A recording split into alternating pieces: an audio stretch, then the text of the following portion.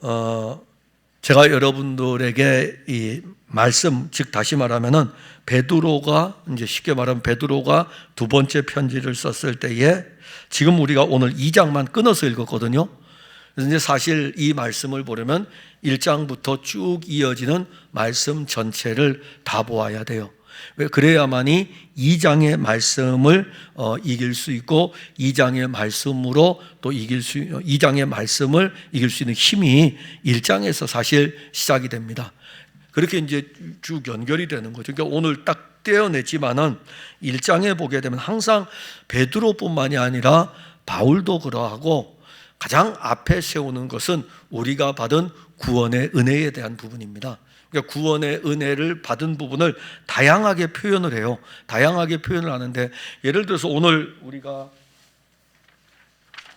찬송을 부를 때에 의에 줄이고 목이 마르니라는, 의에 줄이고 목이 마르니라는 이 부분을 여러분들이 볼 때에 이 의에 줄이고 목이 마르다, 이 의가 무엇일까라고 했을 때에 여러분들이 쉽게 이해하면 이거예요. 이 의는 그리스도의 의입니다. 하나님의 의인 그리스도이고, 그러면 의에 줄이다라는 이 말은 그리스도에 우리가 목말라 있는 것을 이야기하는 거예요. 근데 이 부분을 생명에 줄이고 하면은 그리스도의 생명이에요. 그러니까 예수 그리스도에게는 의도 있고 예수 그리스도에게는 생명도 있고, 이게 다 그리스도 안에 있는 이 모든 부요함 속에서 우리는 받을 때마다 파이처럼 이렇게 가져오죠. 의도 가져오고, 근데 의도 그리스도의 전부예요. 생명도 그리스도의 전부이고 은혜도 그리스도의 모든 것이에요. 그래서 우리가 신앙생활 할 때에는 때로는 표현할 때는 의로 표현하기도 하고, 때로는 생명으로 가기도 하고, 때로는 은혜로 가기도 하고, 때로는 긍휼로 가기도 하지만은 이 모든 것의 전부는 하나님의 아들 그리스도 예수인 것입니다. 그러니까 여러분들에게 의에 줄이고, 제가 오늘 이 찬송을 부르면서 과연 교인들은 이 찬송을 부를 때 뭘 생각하고 부를까 생각을 했어요. 의에 줄이고 목이 마르니라고 했을 때에 무엇에 줄인 거지? 그 의가 무엇이지? 이제 저 혼자 이제 찬송을 부르면서 이 의라는 이 자체가 하나님의 의인 그리스도 예수, 그래서 부를 때에 하나님의 의인 그리스도에 내가 줄임에 있다라는 것을 고백하면서 그리스도의 의가 채워지기를 위해서 사실 구하는 것입니다. 여러분들은 이 교회를 다니면서 다 잊어버리죠. 와서 듣고 잊어버리고, 지난주에 제가 예수 그리스도에 대해서 전했는데 지난주에 예수 그리스도에 대해서 전한 것을 여러분들은 또 잊어버릴 거예요. 불에서 꺼낸 끄슬린 나무 같은 그 모습들을 우리가 보면 또 잊어버려요. 근데 거기에서 나오는 그리스도하고 오늘 우리가 설교를 들었을 때 또 증거되어지는 그리스도하고, 제가 아마 이 교회에서 사역을 계속하면서 끊임없이 여러분들에게 1년 52주잖아요. 52주에 대해서 예수 그리스도에 대해서 계속 전하였어요. 근데 여러분들은 예수 그리스도를 들었는데 다 잊어버리셨어요. 근데 괜찮아요. 잊어버려도 여러분들 안에 이렇게 적셔져 들어가는 것이 있고, 그러면 어떤 결과가 나타나냐면은 오늘 찬송을 인도한 우리 친구, 우리 안수 집사님 계시죠? 그 안수 집사님의 입에서 나오는 것을 보세요. 그게 그냥 자연적으로 그렇게 여러분들에게 되어지는 것이죠. 마치 어린아이들이 음식을 주면은 그냥 그 안에서 자라가듯이 여러분들에게 증거되어지는 그리스도는 오늘 다르고 다음 주에 달라요. 그 다음 주에 또 달라요. 그런데 오늘에 증거되는 그리스도와 다음 주에 증거되는 그리스도와 그 다음 주에 증거되는 그리스도는 동일한 그리스도이십니다. 그러니까 그리스도에 대한 이 모든 것들은 정말 너무너무 풍성합니다. 그러니까 오늘 베드로후서 2장을 여러분들이 보면서, 오늘 2장은 전체적인 내용의 흐름은 몇 가지의 큰 테마가 있습니다. 그래서 제가 앞에 부분들을 먼저 말씀드리는 거예요. 2장을 들어가려면 1장을 가야 되고, 그러면 1장에 가게 되면 특히 1장 3절 앞에 다 나와 있어요. 보면은 예수 그리스도의 종이며 사도인 시몬 베드로는 우리 하나님과 구주 예수 그리스도의 의를 힘입어, 우리 구주 예수 그리스도의 의를 힘입어 그리스도의 의가 우리의 힘이 되고, 또 나아가면은 동일하게 보배로운 믿음을 우리와 함께 받은 자들에게 보배로운 믿음을 가지고 있다는 것을 이야기하고 있고, 그 다음에 3절에 가게 되면 그의 신기한 능력으로 생명과 경건에 속한 모든 것, 생명에 속하고 경건에 속한 모든 것들이 우리에게 있는 거예요. 그러면 이제 2장으로 그냥 넘어오시면 돼요. 1장 더 보셔도 되고 2장으로 넘어오게 되면은, 그런데 그러나라고 하는 반전의 어떤 글들이 하나 나옵니다. 백성 가운데 또한 거짓 선지자들이 일어났다. 즉 여기 백성은 하나님의 거룩한 백성들을 이야기합니다. 이 하나님의 거룩한 백성들, 교회라는 이 공동체 안에 거짓 선지자들이 일어났다. 자, 거짓 선지자, 선지자는 무엇일까요? 선지자는 하나님의 말씀을 받아가지고 백성들에게 전하는 사람이 선지자입니다. 그게 선지자예요.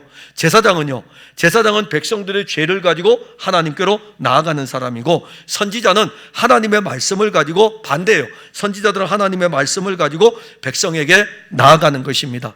이 두 개가 다 누구에게 있는 거죠? 그리스도에게 있는 거예요. 그리스도는 우리의 죄를 가지고 하나님께로 나아가고, 그리스도는 말씀이 되어가지고 우리에게 오신 것이고, 선지자이며 제사장이신 거예요. 그리고 거짓 선지자라고 하는 것은 하나님의 말씀을 가지고 오는 것이 아니라는 것을 알려주죠. 그러면 하나님의 말씀, 여기 오늘 이 베드로가 편지를 쓸 때에 거짓 선지자라는 이 표현을 쓰는 것은 하나님의 말씀이 아닌 것을 가지고 오는 것이고, 당시에 이런 표현을 쓰게 되면 구약 성경을 쉽게 여러분들이 이해를 하는데 도움이 되는 것은, 참 선지자가 활동할 때와 거짓 선지자가 활동할 때 구약의 시대가 있었어요. 참 선지자는 예를 들어서 엘리야, 엘리사, 또 호세아, 그리고 예레미야, 이런 선지자들이 활동할 때에 선지자들이 있었어요. 임금들 옆에, 왕들 옆에 선지자들이 있었어요. 그들이 왜 왕에게만 선지자 역할을 하겠습니까? 아니에요. 이스라엘 백성들에게 선지자 역할을 해요. 근데 그들은 누구의 이야기를 듣습니까? 왕의 이야기를 들어가지고 백성들에게 이야기해 줘야 돼요. 왜냐하면 왕편을 만들어야 되니까. 그러니까 왕의 이야기를 듣고 왕의 이야기를 가지고 백성들에게 알려주니까는 이 사람들은 하나님의 말씀을 가지고 가는 것이 아니라 백성들로 하여금 왕에게 자꾸 아첨하게 만들도록 하는 것을 보고 거짓 선지자라 그러는 것이고, 참 선지자는 왕이 이 말씀을 받을 때에 역겨워하고 이 말씀을 받을 때에 불쾌할지라도 하나님으로부터 받은 말씀이기 때문에 전하는 사람은 참 선지자입니다. 그럼 거짓 선지자라고 했을 때는 이 사람은 하나님으로부터 말씀을 받지 않은 사람을 이야기하는 것입니다. 그럼 누구냐 이거죠. 거짓 선지자들이 일어났다라는 이 말은 지금 베드로 후서가 쓰여질 때 예수님이 승천하시고 30년 정도의 시간이 지난 뒤에 지금 어떤 일이 일어나냐면은 교회들이 확장되어져 갔습니다. AD 30년 이후부터 교회가 확장되어져 가요. 예루살렘에 교회가 세워지고, 유대 땅에 교회가 세워지고, 사마리아 땅에도 교회, 그게 사도행전입니다. 사마리아 땅에도 교회가 세워지고, 로마로 간 사람들이 교회를 세우고, 이렇게 교회가 이렇게 막 퍼져가요. 특히 1차 선교, 2차 선교 AD 50년대에 들어서서는 1차 선교 AD 40년대 그리고 2차 선교 AD 50년대 이 선교의 일을 통해 가지고 교회들이 급속도로 지역에 막 세워져 갑니다. 그렇다고 해서 교회가 큰 교회는 아니에요. 가정교회로 세워져 갈지라도 주 예수를 믿으면, 예를 들어서 우리 이상백 장로님이 예수를 믿는다 그러면 이상백 장로님 집에서 병점에서 교회가 시작되는 거예요. 그게 바로 교회예요. 교회입니다. 그렇게 이제 교회들이 아주 작지만은 이렇게 막 급속도로 확산이 돼가고 있었습니다. 그러니까 교회가 이렇게 성장하여 가는 중에 어떤 일들이 일어나냐면은 거짓 선생들이 나타나는 거죠. 자, 거짓 선생은 특히 여기에서 언급하는 2장 1절에 언급하는 멸망하게 할 이단을 가만히 끌어들인다. 멸망하게 할 이단은 뭐냐 하면은 당시에 지금 이 베드로 후서를 쓸 때에는 아마도 영지주의의 영향이 커요. 영지주의는 당시의 사상을 지배했던 철학입니다. 그러니까 그 시대의 사상을 지배했던, 종교를 지배했던 것은 유대주의고, 교회와 관계된 종교를 지배했던 것은 유대주의, 율법주의예요. 그런데 사상을 지배했던 것은 그 당시에 무엇이냐면은 영지주의 헬라 철학입니다. 근데 헬라 철학 가운데 두 가지가 있어요. 이제 철학자들 소크라테스, 아리스토텔레스, 플라톤 이런 철학자들에 의해서 학파들이 이제 계속 BC 한 5세기경부터 소크라테스가 등장을 해서 나름대로의 어떤 지혜를 찾고 이런 일들이 일어납니다. 그리고 이제 이 서신이 기록되는 시기까지 쭉 오면서 철학이 이렇게 분파가 나누어져요. 나누어지는데 어떤 분파가 나누어지냐면 크게 하면은 두 가지, 하나는 스토아 학파하고 하나는 에피쿠로스 학파예요. 스토아 학파는 이미 사도행전에도 나와요. 스토이고와 에피쿠로스라는 그 용어 나오는데, 스토아 학파는 금식을 주장해요. 사람이 육체가 깨끗해져야 되기 때문에 이 육체가 깨끗해지려면은 금식하고 명상하고 이런 것이고, 또 하나의 철학은 뭐냐면은 에피쿠로스 학파인데, 이 에피쿠로스 학파는 또 정반대예요. 육체는 악하기 때문에 육체는 그냥 내버려 두면 된다 이겁니다. 그래서 쾌락을 추구하며 살면 된다라고 하는 두 사상이, 헬라 사상이 있는 거예요. 거기에 이제 복음이신 그리스도가 전해지니까는, 복음이신 그리스도는 누구하고 만나야 됩니까? 철학하고 만날 수밖에 없는 거예요. 그 당시에 사상 체계가 그랬으니까. 그러면 이 두 체계하고 만나는데, 특히 오늘 본문 같은 경우에는 어느 체계하고 만납니까? 에피쿠로스 학파 체계하고 딱 만나는 거예요. 그러면 여기에 대해서 그들은 멸망하게 될 존재라는 것입니다. 그러니까 스토아 학파든지 에피쿠로스 학파든지 세상의 어떤 사상의 체계이든지 간에 그 체계는 멸망할 수밖에 없는 체계인 것입니다. 그런데 그 멸망할 수밖에 없는 이들을 가만히 끌어들여 자기들을 사신 주를 부인하게 하는 거예요. 안 끌어들이면 되는데, 그냥 세상의 학문이면 세상의 학문으로 두면 되는데, 세상의 학문을 가진 사람들에게 복음이신 그리스도를 가지고 가야 되는데, 이 복음이신 그리스도를 가지고 가는 중에 어떤 역할들이 문제가 일어나니까는, 당시의 거짓 교사들이 자기들이 지혜가 있다 생각하고, 그러니까 교회 다니면서요, 우리가 지혜 있다 생각하고 지식이 있다 생각할 때에 그 지혜가 어디로 가야 되며 그 지식이 어디로 가야 됩니까? 지혜의 근본은 하나님, 지식의 근본은 하나님. 그러면 우리가 가진 지혜와 지식은 하나님으로부터 온 것이고, 그 지혜와 지식은 하나님으로 가득해야 되는데, 이 지혜와 지식을 가지고 세상의 것들을 가지고 기독교의 이 복음의 진리를 세상의 것으로 끌고 가는 것입니다. 그러다 보니까 어떤 일이 벌어집니까? 주를 부인하는 거예요. 그러니까 세상의 학문들을 높이기 시작하고 그리스도에 대한 것들을 가볍게 여기는 일들이 일어납니다. 혹시 여러분들 가운데 신앙생활하면서 예수 그리스도를 가볍게 여기고 세상의 것들에 대해서 귀하게 여기는 사람이 있으면 나도 모르게 세상의 사고에 젖어 들어가고 있다는 것을 아셔야 됩니다. 여러분들이 가진 그리스도의 생명이 세상의 것들을 가지고 와서 이 세상의 것들이 그리스도 안에서 다 녹아져야 돼요. 그리고 이 세상의 모든 것들은 없어지고 녹아지니까 무엇이 나타나야 됩니까? 그리스도만이 나타나야만이 교회가 힘이 있습니다. 근데 참 놀라운 것은 이 편지를 쓸 때가 베드로가 순교를 앞에 두고 지금 쓰고 있죠. 그런데 이 편지를 받을 때에 기독교는 굉장한 박해를 받았습니다. 소수의 무리들이에요. 통계에 의하면 로마인 100명 중에 3명이 기독교인입니다. 근데 이 3명 정도의 기독교인인데, 이 3명이 97명으로부터 인정받는 것이 아니라 박해를 받으면서 살았어요. 업신여김을 받고 박해를 받았어요.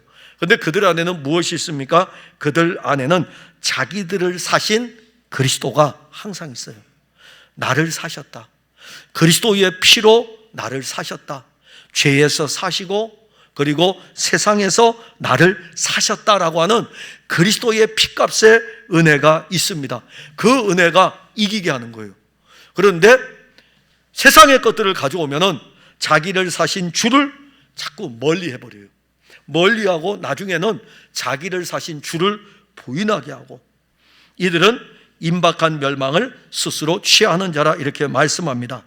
그러면서 2장 2절에 보면 여럿이 그들의 호색하는 것을 따르리니, 즉 에피쿠로스 학파, 세상의 쾌락을 추구하며, 세상의 쾌락이라고 하는 것은 육신과 관계된 모든 것입니다. 여기에는 물질도 들어가요. 왜냐하면 그 발람의 이야기도 나오기 때문에 세상의 것들을 사랑하는 모든 것들을 여러분들이 가지시면 돼요. 그래서 여럿이 그들의 호색하는 것을 따른다, 즉 미혹의 영에 이끌려 가지고 넘어질 수밖에 없는 연약성을 이야기합니다.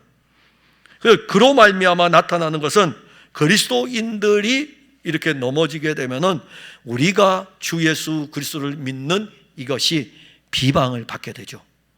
자, 이 편지가 얼마나 중요한 일을 하냐면, 당시에 로마 제국 아래서 사람들이 로마 제국이 학자들이 그렇게 구분했어요. 학자들이 로마 제국에서 기독교를 인정한 것에 대해서 여러 요인들이 있다고 합니다. 그 중에 하나가 뭐냐면은 기독교인들은 로마 제국에서 다른 로마인들이 사는 삶과 다르다 이겁니다. 다르다 이거예요. 왜냐하면 그리스도인들은 그리스도로 옷을 입었기 때문에 그리스도로 살아가는 삶이 그들 앞에 펼쳐져 있어요. 그래서 그들은 세상의 좋은 것들을 사랑하지 아니하고 그리스도를 사랑하고, 그리고 그리스도가 그들의 전부인데 그 자체가 아니에요. 전부이기 때문에 그들은 그리스도의 사랑을 주변에 나타냈어요. 그리고 사람들이 이렇게, 로마인들이 이렇게 보죠. 와, 쟤들은 우리하고 다르네. 왜냐하면 자기들은 콜로세움이라는 그런 경기장에 가가지고 피 튀기며 일어나는 그 유희, 막 그냥 맹수의 밥이 되는 이 일들을 자기의 유희거리로 삼아가지고 그걸 구경하고 있는 거예요. 막 박수치고 막 그러합니다. 그런데 그리스도인들은 그것이 아니고 오히려 주일이 되게 되면은 모여서 그 집이라고 하는 그 교회, 가정교회에서 모여서 하나님을 찬송하고 하나님께 예배하니, 그 시대에 97명이 그렇게 활동할 때에 3명의 그리스도인들은 그렇게 신앙생활을, 그럼 97명이 3명을 보고 뭐라 그럴까요? 쟤들은 우리하고 달라. 업신여기는 거죠. 쟤들은 인생의 맛을 몰라. 업신여기는 거죠. 그러나 이 3명은 인생의 맛을 아는 사람들이에요. 구원의 은혜를 입었기 때문에, 하나님의 은혜가 어떠한지 알기 때문에. 그러니까 이제 우리가 이사야서의 글을 보게 되면은 이사야서의 글에 안식일에 대해서 나옵니다. 그러면 안식일에 대해서 세속의 오락을 멀리하고 이런 말씀들이 나와요. 근데 그게 율법으로 여러분들 지켜집니까? 안 될걸요. 율법으로는 안 돼요. 그런데 은혜는 그것을 능히 하게 합니다. 초기의 기독교 공동체 성도들은 예배를 드리게 되면은 한 가정에서 예배 드리죠. 말씀을 가지고 편안하게 이렇게 말씀을 나누고 대화, 질문도 받고 말씀으로 교제하고 시로 하나님을, 시편의 글을 가지고 하나님을 찬양하고, 그리고 흩어지게 되면은 또다시 식사를 나누고 난 다음에 같이 모여가지고 또 뭘 합니까? 그리스도의 말씀을 가지고 같이 나누는 거예요. 그리고 또 모여서 또 하고. 그러니까 그들은 주일이 그렇게 보내지는 삶이었습니다. 그러면 로마인들은 그들에게 있는 휴일날은 어디로 갈까요? 콜로세움 경기장 가서 막 박수치며 그 즐거움을 봤을 때 97명은 3명을 보고 이해하지 못한다 그랬고, 3명은 오히려 그들이 이해하지 못하는 놀라운 즐거움을 가지고 있었던 것입니다. 이게 진리의 도가 로마 제국 안에서 시간이 흐르면서 인정을 받았어요.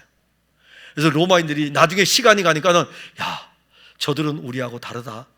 뭐가 다르다? 뭐가 다르지? 그럼 어떻게 해야 될까요? 가보자. 근데 가려고 해도 들리는 소리가 없어요. 누군가가 좀 데려가야 되는데, 그러면 이제 그때 너희들은 우리와 믿는 게 뭐가 다르냐? 이렇게 하면은 한번 와봐. 가보자는 마음이라는데 한번 가봐 하고 초청하면은 그냥 가죠. 앉아보니까는 말씀이 그들을 또 붙드는 거예요. 말씀이 그들을 붙드니까 이제 나중에는 로마 제국 안에서 100명 중에 3명이 아니라 100명 중에 15명, 100명 중에 50명. 나중에는 로마 제국 자체가 기독교를 국교로 선포할 정도로 그런 놀라운 일들이 일어납니다. 그게 그리스도인의 영향력이에요. 그리스도인의 영향력. 그러니까 우리가 오늘날 살아갈 때에 세상에 어떠한 것들을 자랑하고 어떠한 것들을 즐거워하게 되면 그 자랑하고 즐거워하는 것들 때문에 그리스도는 약화가 되게 되고 진리의 도는 비방을 받아요. 그럴 때 어떻게 비방을 쓰니까, 너나 잘 믿어. 쉽게 말하는 거예요. 너나 잘 믿으라 이겁니다. 그 2절의 내용이 여럿이 그런데 이끌려 감으로 인해 가지고, 세속에 이끌려 감으로 인해 가지고 진리의 도가 비방을 받는데, 그 부분을 탐심이라고 이야기하고 있고, 그 지어낸 말을 가지고 너희로 이득을 삼으니. 자, 탐심이라고 하는 것은 우상숭배죠. 마음의 탐욕을 품는 겁니다. 물질도 있고 성적인 것도 있고, 이 오늘 뒤에 본문에 보게 되면 그러한 모든 것들을 다 이야기해요. 근데 그건 모든 인간들이 가지고 있는 연약의 요소입니다. 그걸 가지고 말을 지어내게 되고, 자, 지어낸 말, 탐심으로써 지어낸 말은 어떤 말일까요? 철학의 사상이죠. 그리스도가 우리를 사시고 그리스도의 생명이 우리 가운데 있음에도 불구하고 인간의 지혜와 인간의 지식을 가지고, 야, 아니야, 이 세상을 살아가다 보면 세상적인 것들을 가지고 자꾸 이런 것들이 있어야 돼 라고 해서 사람들 마음에 탐심을 갖게 하면서 그것으로 누구의 이득을 삼냐? 너희로 이득을 삼으니. 근데 진짜 우리의 이득은 육신에 있는 것이 아닙니다. 진짜 우리의 이득은 신령한 것에 있는 것입니다. 그래서 이 부분에 대해서 두 가지를 먼저 이야기합니다. 하나는 노아의 시대하고 그 다음에 롯의 시대, 두 가지를 이야기해요. 여러분들 창세기 6장에 나오는 노아의 시대가 나옵니다. 노아의 시대에 구원을 받은 노아와 그의 7명의 식구들, 노아와 그의 7명의 식구들하고 구원받지 못한 그 수많은 사람들 중에 여러분들이 한번 보세요. 누가 손해였습니까? 누가 손해보는 삶을 살았습니까? 노아의 시대에 사람들 시집가고 장가가고 자기들의 이익을 위해서 살았어요. 자기들의 삶을 살았어요. 그러나 하나님에 대해서 관심이 없었습니다.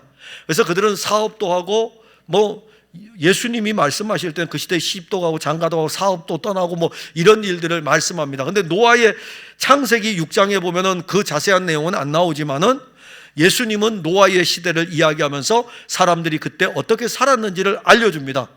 자, 그러면 시집가고 장가가고 사업차 떠나고 여기에 관심이 있었던 거예요. 그럴 때에 노아가 갑자기 방주를 짓는 거예요. 그러면 방주를 짓는데 인생을 허비하는 모습과 세상을 살아가는 그 모습을 볼 때, 세상 사람들을 볼 때, 노아를 볼 때 인생 허비하는 것 아닙니까? 아니, 왜 방주를 짓느냐 이겁니다. 본인이 무역하기 위해서 무역선을 만드는 것도 아니고 왜 방주를 짓냐 이거죠. 그 부분을 언급합니다. 그 다음에 롯의 사건을 보세요. 사람들 그 시대에 소돔과 고모라는 어떠했죠? 그 시대의 모든 사람은 그렇게 살았어요. 근데 오직 한 사람, 롯만이 그렇게 사는 사람들로 인해 가지고 막 심령이 막 상하여지고 그랬던 것입니다. 그러면 그 시대에 살던 그 많은 사람들은 롯을 보고 뭐라 그럴까요? 야, 그렇게 사는 게 인생에 무슨 재미가 있냐? 똑같은 거예요.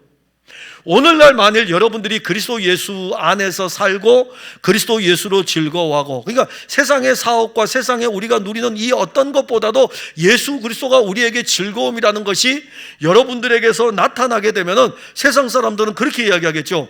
마치 노아의 시대와 같이, 롯의 시대와 같이 뭐라고 이야기하겠어요? 그게 인생의 재미가 있느냐? 그게 인생의 즐거움이 있느냐? 예수만 믿으면 인생의 즐거움이 있느냐? 이렇게 이야기할 거 아니에요. 그런데 오늘 본문에서 노아의 시대에 하나님이 옛 세상을 그대로 두지 않았고, 그 다음에 롯의 시대에 소돔과 고모라 성을 멸망시킨 것을 말씀하고 있어요. 왜 이 말씀을 할까요? 우리에게 이 지금 베드로가 그리스도인들에게 이 편지를 쓰면서 우리는 생이 이 땅에 있는 것이 아니라 이 땅은 멸망을 당할 것이고 이 땅은 없어질 것이고 이후에 우리에게 주어질 생이 있다는 것, 영원한 생명이 있다는 것을 사실 알려주는 것입니다. 그러면 우리는 어디에 관심을 두어야 될까요? 그리스도 예수로 말미암아 우리에게 주어진 구원의 일들에 대해서 관심을 가지고 구원의 일들을 향하여 사는 것이죠.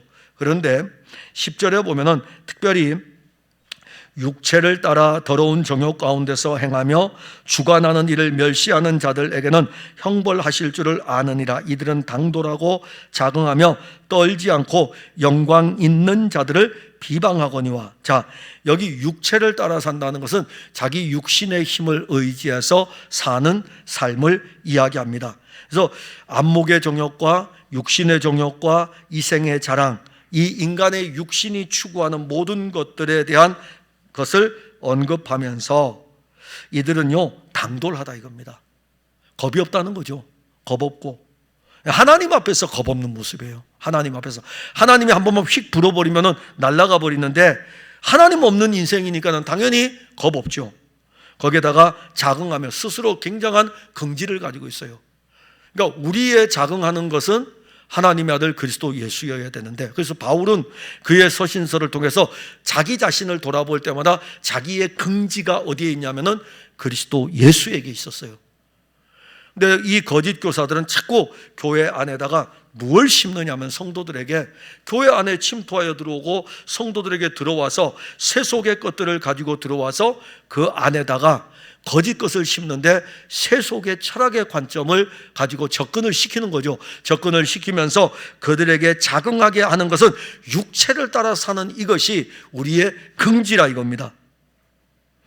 그러면 이들은 어떠하냐면요, 영광 있는 자들을 비방한다. 이 영광 있는 자들을 비방한다. 영광 있는 자가 누구입니까?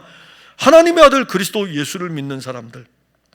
아버지의 독생자의 영광이요, 말씀이 육신이 되어 우리 가운데 거하심에 아버지의 독생자의 영광이요, 우리 안에는 하나님의 아들 그리스도 예수의 영광이 있습니다.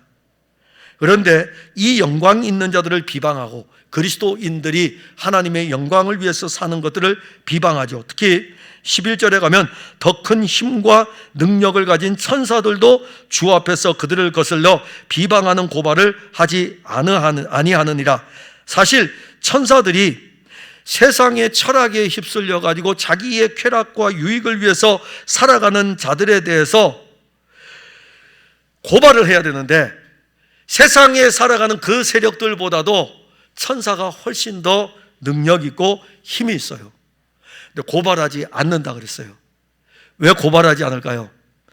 그리스도가 이제 고발하실 거니까. 그리스도가 고발하시기 때문에 그냥 내버려 두는 거예요. 그리스도가 고발하시는 거예요. 근데 역으로 이야기하면은 로마서 8장에 가게 되면은 우리에게 누구도 고발할 수 없어요.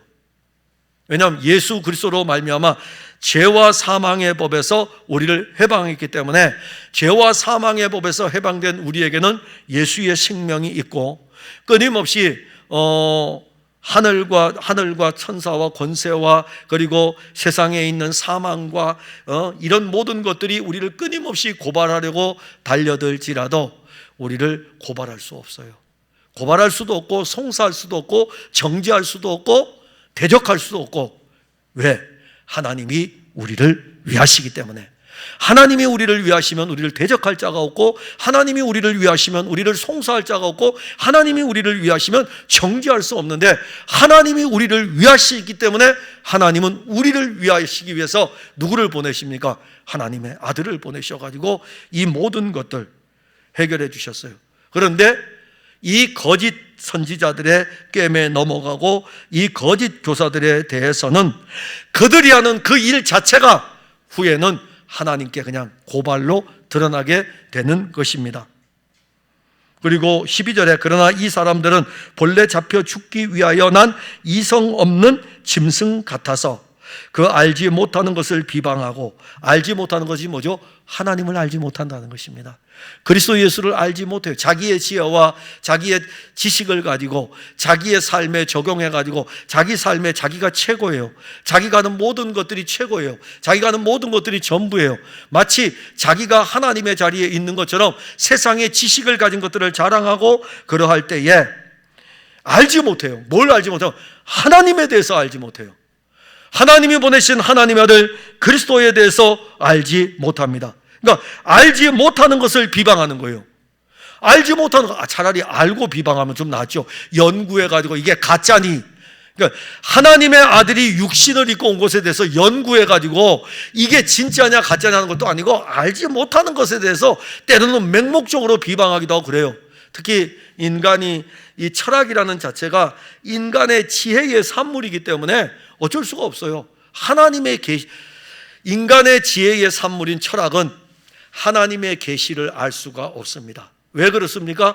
인간의 지혜로는 하나님을 알 수가 없어요. 그래서 하나님은 계시하신 것은 하나님이 당신을 우리에게 나타내셔가지고 하나님을 우리에게 알게 하신 것입니다.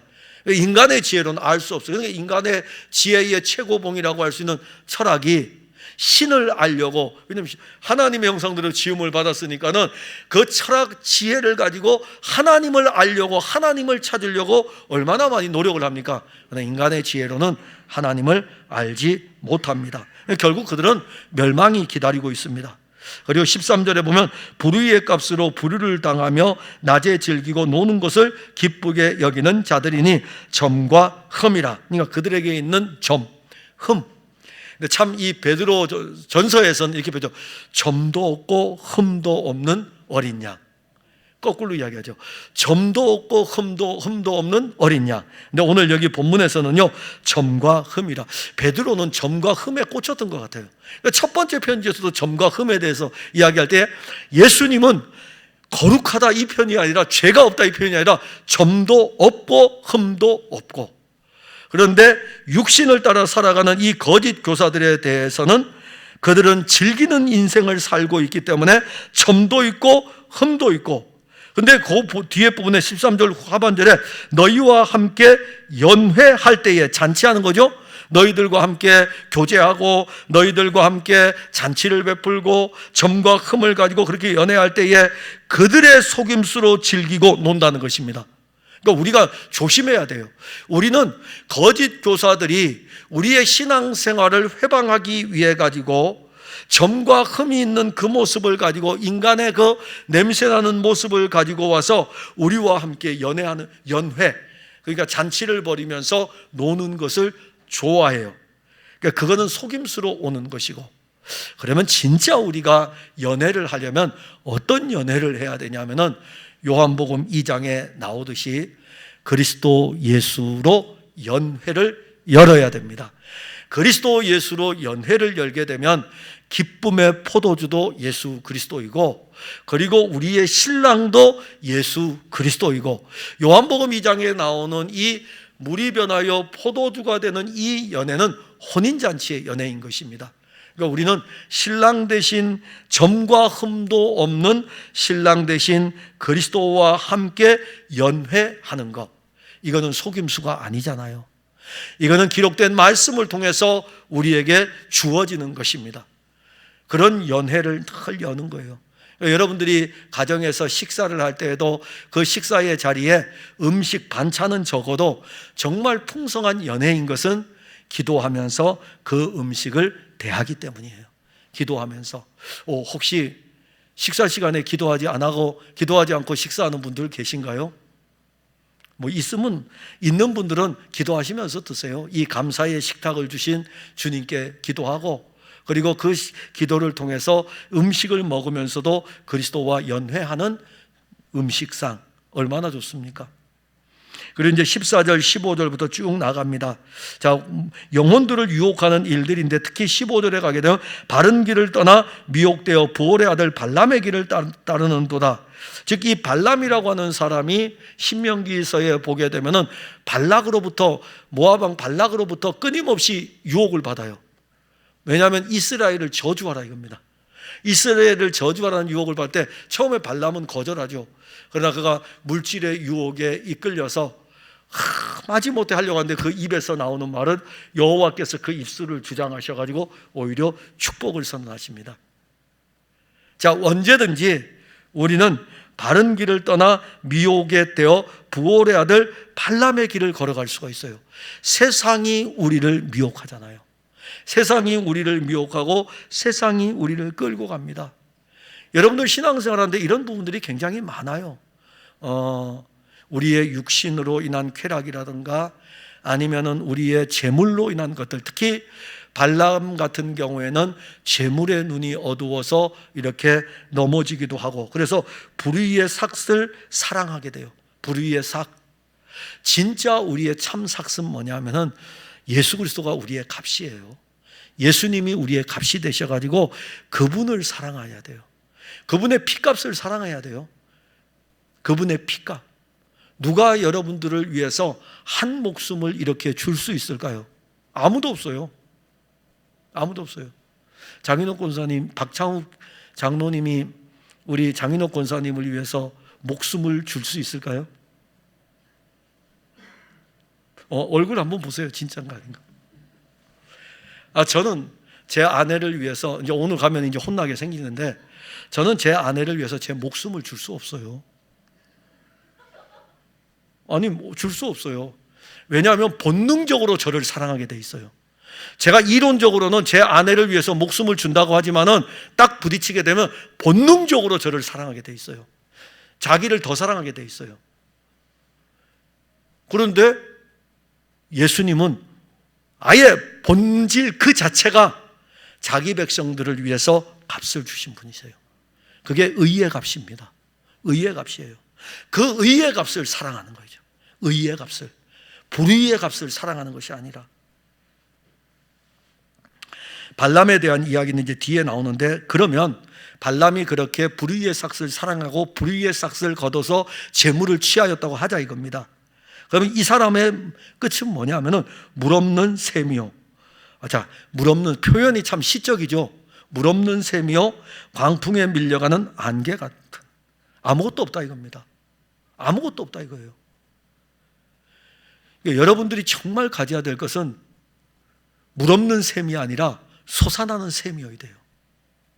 그리고 광풍에 밀려가는 안개처럼 그야말로 있다가 없어지는 것이 아니라 영원히 없어지지 아니하는 그 영원한 기업이 우리의 삭수로 있어야 돼요. 근데 이것도 내가 노동의 수고로 얻은 것이 아니고 믿음으로 거저받은 것입니다. 그게 바로 영원한 기업의 은혜인 것입니다. 그리고 18절부터 22절까지는 허탄한 자랑의 말들을 토하는 것. 그러니까 즉 에피쿠로스 학파의 영향을 받은 자들이 교회 안에 들어와 가지고 세속적인 모든 사랑하는 것들을 동원시켜 가지고 그리스도인들에게 그리스도를 사랑하고 그리스도와 함께하는 신앙의 이 걸음을 걷는, 즉 다시 말하면 보배로운 믿음을 가지고 그리스도 안에서 살아가는 생명과 경건에 관한 이 놀라운 은혜를 빼앗아가는 거죠. 빼앗아가는 이것에 막 모든 것이 막 집중이 되어 있고, 결국 끌려가는 사람들이 있어요.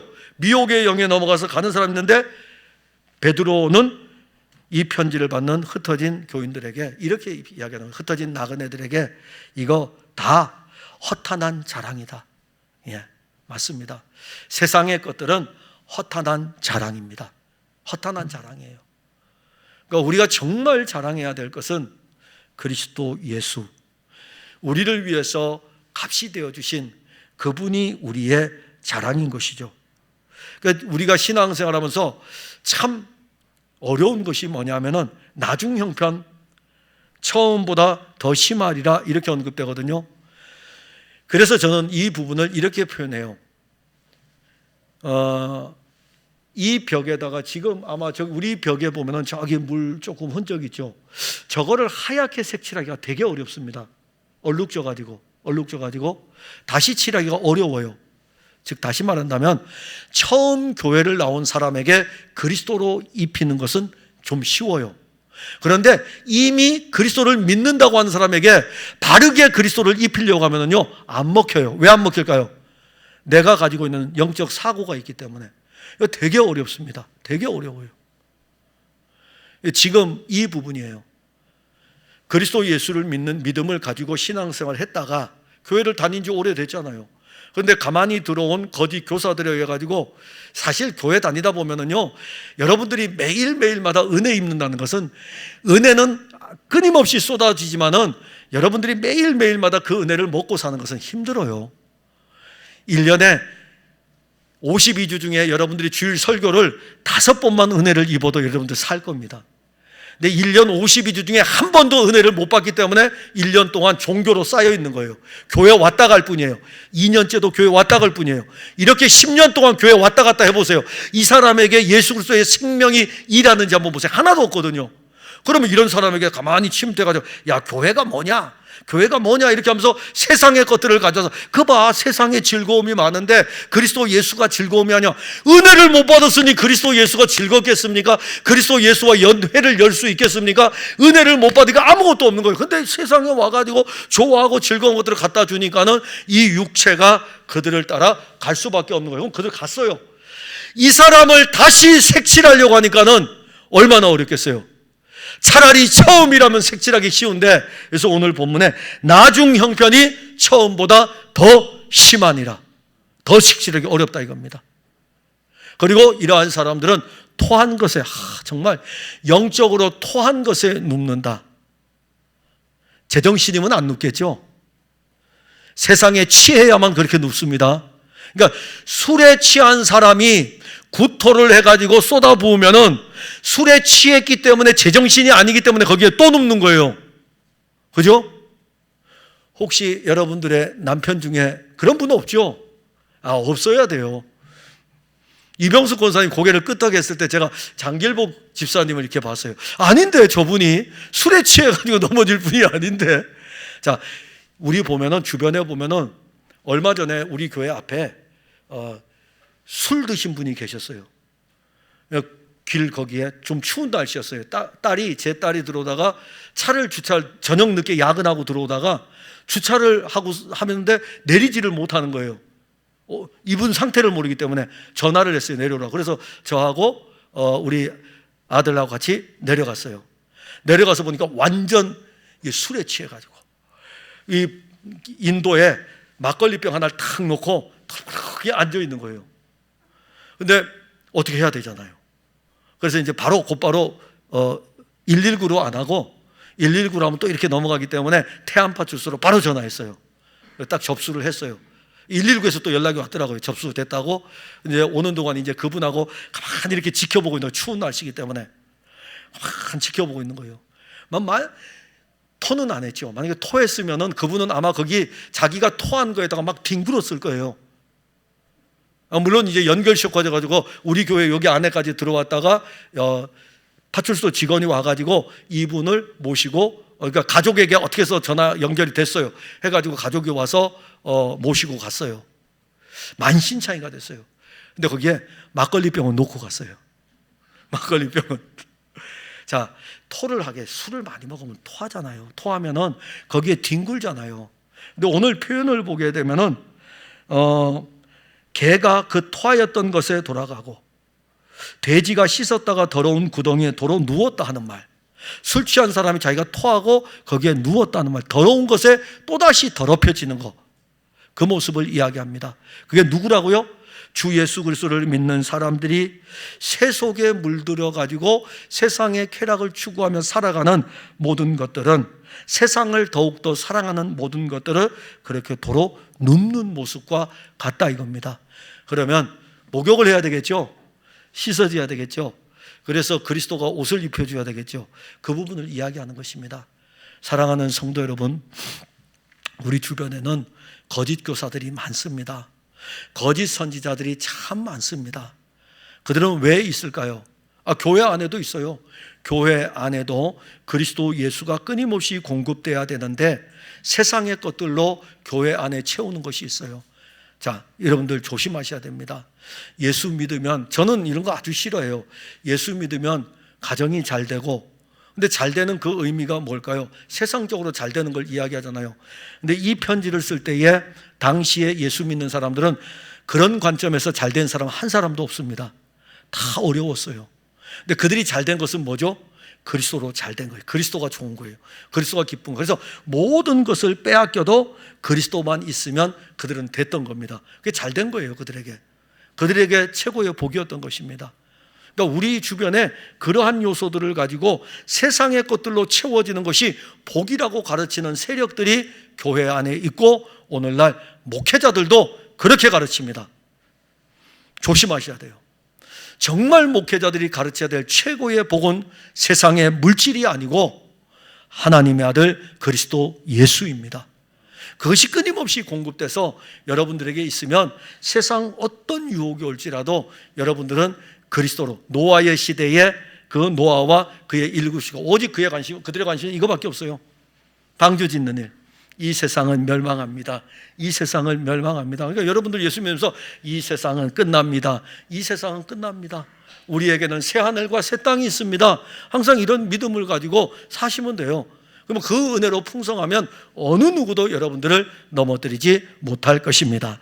기도하겠습니다. 하나님, 은혜와 사랑을 감사합니다. 사랑하는 성도들이 주 예수 그리스도 안에 있고, 또 그리스도 예수의 생명이 그들 안에 있고, 그들 하나님을 알아가는 경건이 이들에게서 작동하고 있습니다. 왜냐하면 이들은 예수의 생명을 가졌기 때문에 새로운 생명을 가진 이 생명은 그리스도 예수를 통해서 하나님께로 나아갑니다.